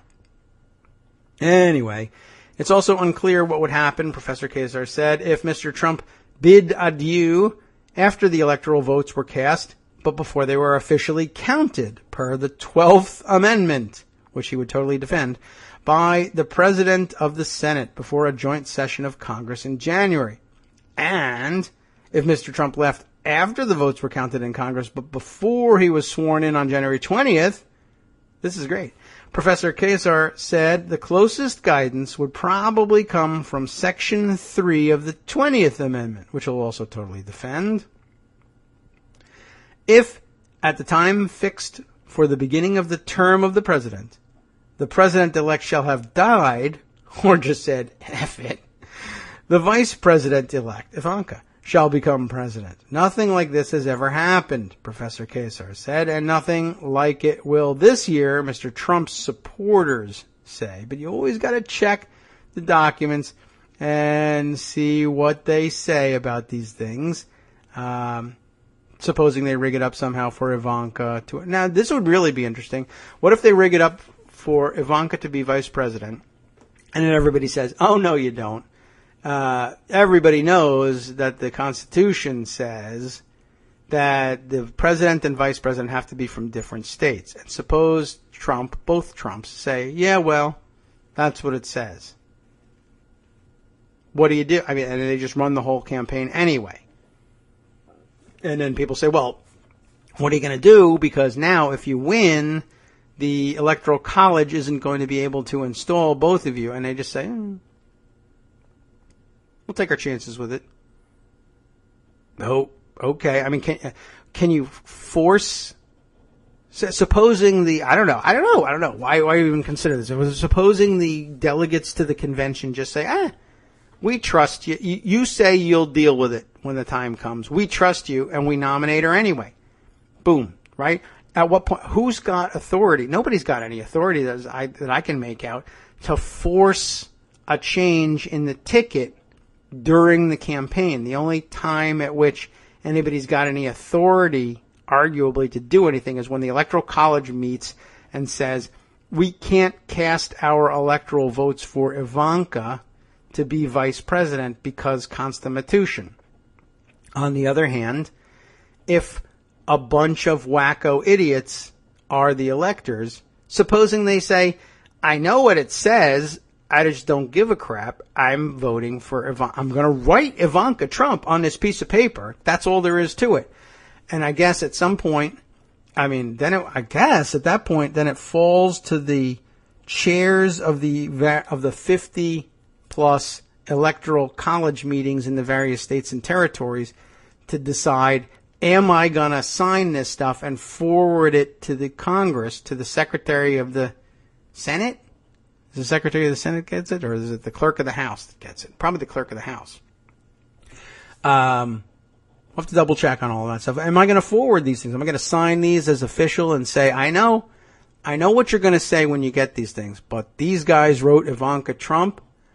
Even a faithful chair might say, I agree that these are invalid, but is it my job to invalidate them, or is it your job to invalidate them? And quite frankly, I guess I don't understand how anybody could think that they were sure of the answer. I could absolutely see somebody saying, I believe it's invalid. I believe you'll believe it's invalid, but it's really your job to do the invalidating. Because ultimately, what ends up happening here is the choices could be the chairs in the states, and they would have to have agreement, you would think, among all 50 of them. And I don't know how you're going to get that. You're never going to get 50 people plus to agree on anything. They might say it's up to us to force our state electors in state before we forward our votes to the Congress to say, you're going to have to come up with somebody else for vice president. You're going to have to make a suggestion, at least. But the electors may say, no, I'm pushing this to the Senate. This is what I want to do. I want to send our electoral votes that say Donald Trump for president, Ivanka Trump for vice president. Send it out there. Let the Senate and the Congress decide. They can very well count the votes and then say, okay, so it's our decision that we will install Donald Trump as president, but we can't install Ivanka as vice president. We're just going to throw this one to the Senate. And the Senate has to decide between the top 3 vote getters, at which point, let's see, the top 3 electoral vote getters at that point will be 1, Donald Trump, but he'll have been installed as president. And I don't think that there's anything in the constitutional procedure that says if you've already decided that he would be that the top electoral vote getter will be installed as president, he's not counted among the 3 that the Senate can choose from. I don't even know the Senate. I mean, usually when we talk about the 3, we talk about the top 3 vote getters in the House deciding them. So does the Senate get a choice of 3, one of which has been installed as president, or the next 3 down the list, or the top 3 vote getters for vice president? Because depending on what the state colleges opt to do, if they all send either Donald and Ivanka votes or Hillary and her vice president votes, then the top 3 vote getters for vice president are Ivanka Trump, who they might decide they can't install, and the Democratic vice presidential nominee. And because there aren't any other vote getters, and one is ineligible, if that's the decision, then the Democratic nominee for vice president becomes vice president to Donald Trump. Or possibly they may say, we're going to take the top 3 electoral vote getters, which would be Donald Trump, then Hillary Clinton. Well, really, the top 3 would be, I guess, Donald Trump, Ivanka Trump, then Hillary Clinton / whoever her vice president was. And they would be tied. That would be, boy, then you have an Aaron Burr situation in trying to decide. Because, by numbers of electoral votes, Hillary and the vice presidential candidate for the Democrats will have the exact same number. And then you may have to have an elector in one of the states decline to cast their vice presidential vote somehow for the Democratic nominee, just to ensure that the clear 3rd place vote getter, if you include Donald Trump in it, is Hillary Clinton. So that Hillary, if anybody is going to be installed as vice president somehow to Donald Trump from the Democratic ticket, they might at least want to ensure that it's Hillary Clinton and not the vice presidential candidate. Wow. Talk about your amazing, crazy-ass scenarios. Okay. Looks like, by the way, I'm distracted again, by an identification being made in the Dallas shooting. So I'll open that one up, and hopefully there's no auto-playing video. I can hold it in reserve and get to that. Oh, of course, there's going to be video. Will it play on its own is the question, and is there any text? It will play on its own. So I'll simply say this. According to Twitter, the identification is a man by the name of Micah Johnson. That's CBS News confirming that one. And I'll just put the tweet aside so I can have a link for you later. That doesn't mean anything to me. And it's not clear whether they are identifying the person racially either. No way of knowing at that point. Anyway, man, back onto territory where I actually feel far more comfortable discussing the idea of what happens if Ivanka Trump is named vice president or is named as the running mate, and what happens if Donald Trump drops out.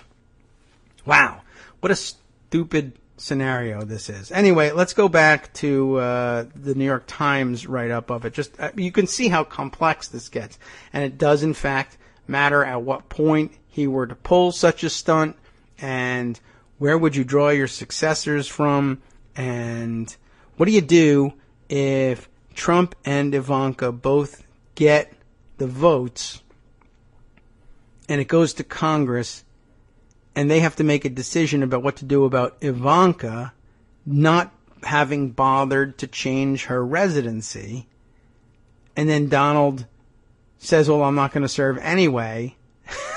I mean, it's impossible to game that out. It's just too dumb to do. But what would you even say that for? That I'm just not going to serve. I might not, but he's just that crazy. So I think that still qualifies as having been presented then in escalating order of craziness. Who runs for president and then says, but I just might not serve. I just want to give everybody the finger. So nothing like this has ever happened, says Professor K. So you're right about that. And nothing will this year, say Trump's supporters. It's going to be too late by then. Roger Stone, the most trustworthy name in all things constitutional, has to say it's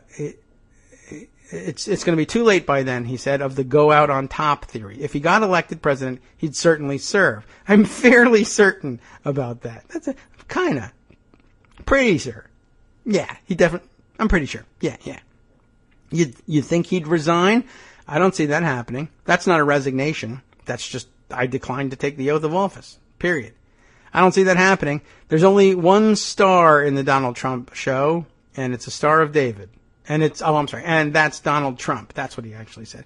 Russell Verney, a former top strategist for Ross Perot, the Texas billionaire who abruptly pulled out of the 1992 election only to re-enter and win 19% of the vote, said that outsider candidates were more vulnerable to questions about their resolve. That's an awfully analytical approach to the story. But okay, it extends our opportunity to discuss things. It never would be a subject raised with Romney and others because the presidency is the ultimate goal of their entire professional career, said Mr. Verney, who conferred with Mr. Trump during his exploration of a presidential run in 2000, during which he said Mr. Trump expressed reservations about selling his casinos to fund his campaign. Donald Trump has not worked toward being president every day of his professional career. He hasn't even worked at being good at running the casinos. Mr. Trump's supporters point out that he has begun adopting the more traditional trappings of a presidential campaign, a fundraising operation, policy ideas, prepared speeches. This is silly, said Sean Spicer, a spokesman for the Republican National Committee who has tried hard to make the Trump campaign more professional. He's in it to win it. But the only person who could truly put any doubts to rest seemed instead to relish the idea of keeping everyone guessing, concluding the recent conversation with a "you're on to something" grin and handshake across his cluttered desk. We'll do plenty of stories, Mr. Trump promised enigmatically. Okay? What does that even mean? Nobody knows. I just think it's rather amazing. But boy, it gives us an opportunity to game out some interesting constitutional situations. So maybe you'll do the same at your weekend parties, and you'll be able to speak with some authority on it, even though everyone will think you're absolutely nuts. All right. What else? What else is there? What else can we even do? There's plenty more Trump garbage, but maybe we ought to change directions for the weekend's discussion. How do it? I mean, are you guys going to want to discuss Dallas? Here's something I put together, or something I grabbed from CBS News before Dallas happened. But now, I'll add this, because now in the context of having heard that they used a robot to deliver a bomb to kill the suspect, this might be newly relevant. Here's the headline anyway. CBS News, the growing business of active shooter countermeasures. Of course, there's video here. I assume, yes, it's even got a little thing that says autoplay on, so I can turn that off. Very good. We spoke yesterday, was it yesterday, about weird niche businesses that were growing up around guns and gun carrying. The lockup truck, I don't even remember what else. Oh, yes, right. The Halo app that everybody decided would be a great idea to electronically track where their gun goes, because that would totally not be invasive or whatever. The growing business of active shooter countermeasures. Here's how it starts off. Ed Liefeld in Money Watch for CBS News on this one. 911, what's your emergency? There's someone with a gun at the main entrance to the mall. This is a script, I guess, from a FEMA Institute emergency management course on the active shooter. Our domestic battlefield is evolving as America comes to terms with shooting tragedies like those in Orlando, Florida, and San Bernardino, California. And now we add Dallas to this. And the drumbeat of far-reaching threats from abroad. I don't know who this broad is, but they really got to do something about her. It's probably Gretchen Carlson. Police negotiators who try to talk assailants into freeing hostages, or your hope of survival by taking refuge under desks or in a bathroom stall seems like ancient history, while the 2,500-year-old classic, The Art of War, feels like the future. How so? The internet is full of governmental advice on how to handle active shooters, and now private industry is also queuing up with programs and products such as ballistic office furniture and trauma kits for when invaders burst through the door. We're not in Kansas anymore, said Jim Satterfield, president of Firestorm, poor Kansas, a company that advertises itself as America's crisis coach. It's a crisis-opportunity, for God's sake. All of this will alter the way you eye your fellow employees, the way your employer scrutinizes you, and perhaps even the way you look at yourself. Here are some of the changes that you'll see. Spying is a dirty word, even though cameras in malls, traffic lights, and on your own computer could be watching your every move. But as the number of shootings has escalated with 20 active shooter incidents in each of the past 2 years, I mean, there's more than that, geez, so has spying on employees, which now seems less reprehensible and more like the new reality. This is particularly true because most shooters bear a familiar face. They aren't foreign-inspired terrorists, but instead disgruntled employees, unhappy clients or contractors, or people with bad attitudes about to go over the edge. That means they can be identified. 80% of the time, someone has ill intent, someone else knows about it, and with social media, you can identify that threat, said Satterfield. That was a big deal in San Bernardino. To the extent that an employer, I love the use of to the extent as phrasing. I'm changing the way media deals with these things. I'm telling you. To the extent that an employer owns the social media of its company, including employee contact with the public, Firestorm provides predictive intelligence and data mining that can analyze social posts to identify potential problems. Circumstances like the loss of a personal relationship, legal action, humiliation, and rejection could be the triggers for someone on the path to violence, said Satterfield. Or we could worry about whether or not they can get a hold of a gun, but okay, never mind that. Equally important is HumInt, that is human intelligence. Is someone making threats or simply acting strange? Most people don't say something because they don't want to be a tattletale, Satterfield said. The other problem is they don't know where to report something. you have to have anonymous reporting by texting. Because of the legal risks to the company, this monitoring should be done by a third party or behind an informational firewall, firestorms, literature suggested. This may sound like Big Brother, and to your coworkers, or may sound like Big Brother and your coworkers are watching you, but Satterfield said the goal of companies shouldn't be to fire employees who seem ready to explode. That's usually what makes them explode in the end. In fact, doing so could set him or her off on a rampage. At best, it only passes the problem along to the next company, such as the on-air shooting of 2 TV journalists in Roanoke, Virginia by a former fellow staffer who had a troubled employment history. Problems don't go away, said Satterfield, who remembered the case of a diary found in a break room. The threatening pages were copied and then the diary was returned. A middle-aged woman picked it up, was given counseling, and still works for the company. It confirms that anyone of any age has to be taken seriously, since at least 6 active shooters have been women. Next up, arming employees is seen as another solution by some security firms. Companies like Shield Solution provide training programs for selected employees and teachers ever since the Newtown, Connecticut tragedy. According to its website, it offers the best protection should an armed intruder invade your school. Unless, of course, the shooter is a disgruntled employee that you trained to stop the armed intruders, and then whoops, or, of course, accidental discharge. But hey, that's just the reason gun fail exists. Who cares about that? Some educators feel this is mission impossible.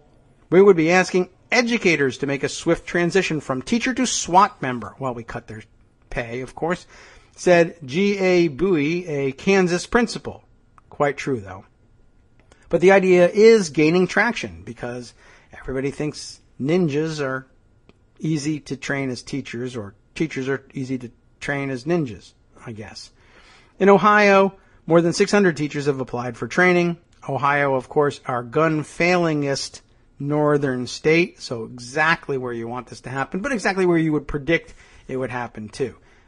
Ohio, I think, is the northern state most in love with its guns, so easily predictable. I don't know. I've never seen any polling about how much do you love your guns, but the fact that people shoot themselves and others accidentally so often in Ohio tells me that there's a special relationship going on there. And by the way, it would also tell us that it's probably the worst possible candidate among northern states for this program. But hey, what are you going to do, right? The idea is gaining traction. In Ohio, more than 600 teachers have applied for training, and it's under consideration in Alabama, not a great place to do it, California, not the worst track record, New Jersey, also pretty good, and Oregon, oh my goodness, the Pacific Northwest's leader in gun fail. But then again, the love affair with guns predicts it, I think, correctly. So, does it really help to give workers, even those who are trained, a Glock? Well, that's a figure of speech, I guess. It doesn't have to be a Glock. Can I suggest that it maybe not be a Glock? Because the Glocks turn up a lot in the failure roles. I mean, all sorts of makes and manufacturers do, but Glock seems to have a particular problem. Allowing guns in an office or school can be a bad idea, said Firestorm, because guns can seldom be hidden for long, especially from children. And again, that gives me the opportunity to reiterate one of the lost, I still think, one of the lost and least discussed points of what is still, to date, post-Sandy Hook's most spectacular armed teacher failure.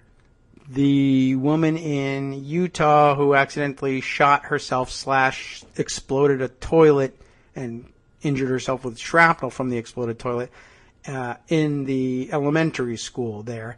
The policy on the guns was to be that it absolutely, positively, 100% must always remain concealed. The kids can't know you've got it. Nobody should know you've got the gun.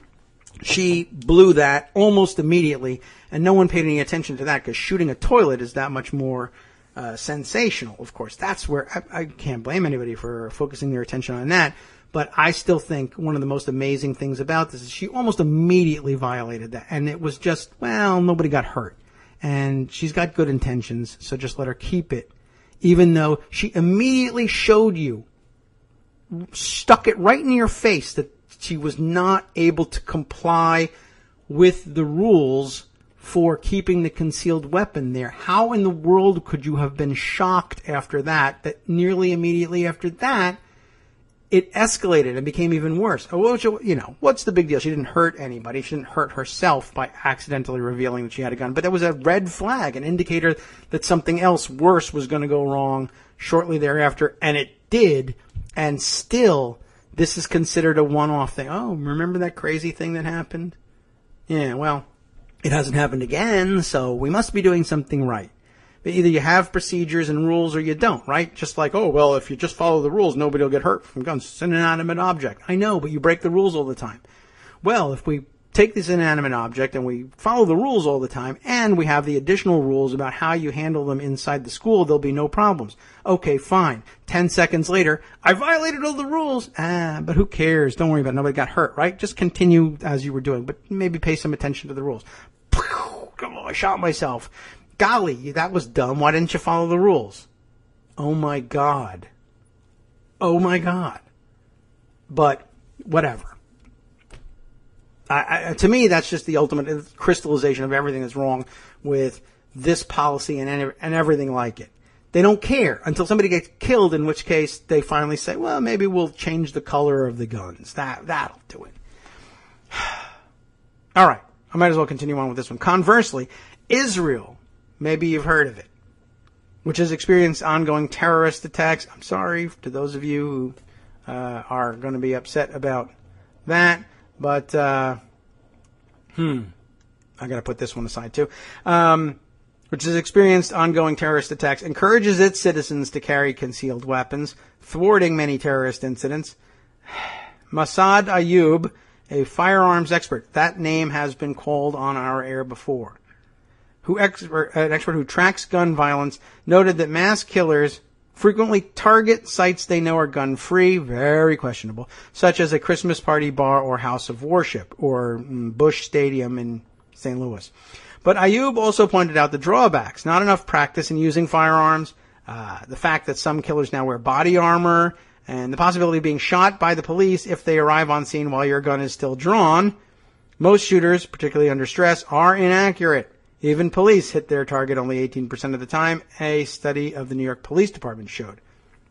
Not finally, but another next section, attacking a shooter is considered the last resort after running and hiding, but firms like Guardian Defense, which offers active shooter training for businesses, very lucrative, I'm sure, noted that 60% of all incidents end prior to police arrival. In many instances, the shooter commits suicide, but in others, such as the pistol-wielding killer on the Long Island, New York train, wow, going way back, bystanders take down the assailant. A new mentality is forming among security defense firms, with women being taught to fight back against a rapist. Some companies advocate the strategy of Jeff Cooper, a World War II Marine and firearms expert who penned the Principles of Self-Defense. Cooper advocated aggressiveness, speed, ruthlessness, and surprise. Those are all great things. Everybody just go out and buy those. Don't allow your enemy to intimidate you with fear. Buy fearlessness. Do what he or she doesn't expect, such as throwing a chair through a window for a distraction. Seize whatever is available and attack without mercy. It's good advice. Don't get me wrong, I guess. Forget everything your parents and teachers told you, Cooper said in his book. Once a fight starts, there are absolutely no considerations other than winning. An FBI video presents a similar scenario. I don't disagree with that. When hiding, bear in mind that most office furniture offers little protection. Ballistic Furniture Systems, however, a company formed by its CEO, as many companies are, thanks for telling us, Jerry Isquith, after the shooting of Arizona Representative Gabby Giffords, offers new or retrofitted furniture with material that will stop a pistol shot. But its highest level of protection, to stop military rounds, usually fits only under office paneling. While running away is an option, unless you're a school teacher, or you have to stand there and protect your children. But again, we need to cut your pay. Remember that you have no obligation to help others, says Guardian Defense. Thanks. That's also echoed by the FBI. Encourage others to leave with you, but don't let them slow you down. Finally, healing comes after the fact, if at all. Companies are inventing products to care for the wounded because emergency responders may be delayed by the shooter or by threats of explosives.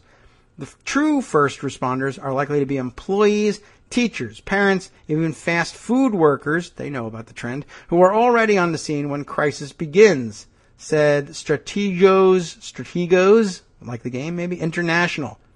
It might be Strategos, but who knows, which provides safety and tactical training to schools, churches, and corporations. IACT, which sells responder bags that include control wrap to stop bleeding. It's all a good idea, I guess. A respirator and an airway opener and a video on how to use them. Quick, pop it in. Said a person can easily bleed out in 4 minutes, and studies show that it could take up to 40 minutes to an hour for professional help to arrive. After all active shooter incidents, law enforcement and firms like Firestorm do a hot wash to assess what went wrong and what could have been done better. Some of it helps, but it also aids the potential active shooter who is watching it all through the media.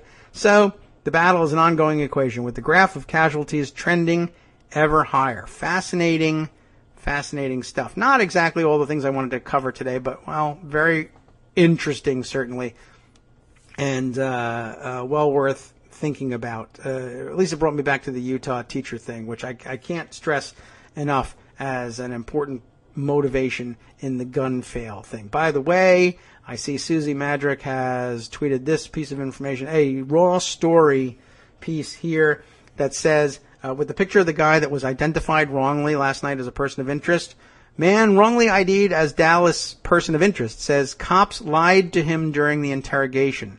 His name actually, if I can read it correctly, is that Mark Hughes, is that his name? Poor guy got circulated with his photo all over the place, and he's got a very interesting beard here, facial hair. Guess you're going to want to get rid of that after this, but you shouldn't have to. Man, I wonder what the lies were. Well, you can join us in finding out as we wrap up another show today. If there was news other than what we discussed, as you know, it falls to the guys in the after show to take care of these things. What a day. What a day. What are they going to cover? What do they have lined up for you on Angle of Repose Friday? I will tell you. The United States spends 3 times more on prison than on schools. Bundy militant Blaine Cooper, who has pleaded guilty to 1 federal charge and been sentenced to 6 months in prison. That's also in the news. And in political sleight of hand, elected Tea Party magicians will make your federal land disappear. Well, that's probably quite closely related to Blaine Cooper and the Bundy militants. For the last half, it's the Friday News Dump and Recycling Center. News that's been repurposed with a purpose. What's up? The Centers for Disease Control reports that as many as 50 pregnant women in Puerto Rico are infected with the Zika virus every day. And a legal expert deconstructs the strength of Gretchen Carlson's sexual harassment case against Roger Ailes. Good. I'm glad there'll be some analysis of that one. I could not cram that one in. But leave it to the after show to do all the important cleanup work after those. Thank you very much. I appreciate your doing so because it allows me to indulge myself working all alone here today on the day of the Dallas shooting. Difficult to do, but all of that, plus the Connect, Unite, Act, Daily Coast Community Calendar, and more coming up on the after show with Wink and Justice. We will see you next week. Stay safe this weekend. From Daily Coast Radio on netrootsradio.com. You have been listening to the Kagro in the Morning Show with David Waldman. One last comment on my way out the door here. We've been experimenting here. A new feature on Libsyn allows us to upload our podcasts as YouTube videos. There's no video component, of course. We may think about changing that in the future, but check it out. I actually have a YouTube channel. You'll find the link in our morning posts.